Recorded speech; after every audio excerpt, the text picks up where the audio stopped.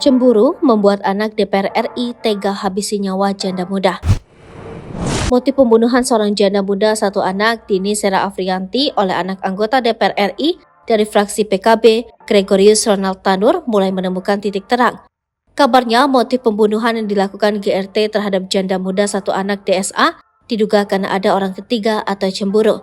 Hal itu diungkapkan kuasa hukum korban Dimas Yemahura Alfarauk kepada awak media. Dia juga tidak menampik bahwa kehadiran orang ketiga memicu perseteruan yang terjadi di antara sepasang kekasih itu. Apalagi pihak korban DSA beberapa hari sebelum insiden nahas tersebut sempat membuat unggahan melalui akun TikTok pribadi korban, Baby Andin.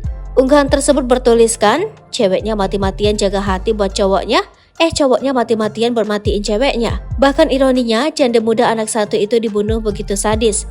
Hal ini lantaran setelah karaoke, GRT diduga menganiaya korban sampai tak berdaya.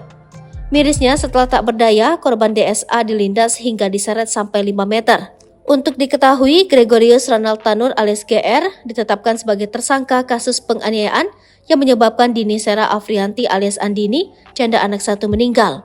Anak anggota Komisi 4 DPR RI dari fraksi PKB Edward Tanur ini dijerat pasal penganiayaan. Atas fakta-fakta penyidikan yang disesuaikan dengan alat bukti, maka kami telah menetapkan status saksi GR, laki-laki 31 tahun, tinggal di Pakuwon City, Surabaya, dari saksi kami tingkat menjadi tersangka, kata Kapolrestabes Surabaya Kombes Pasma Royce saat rilis di Polrestabes Surabaya.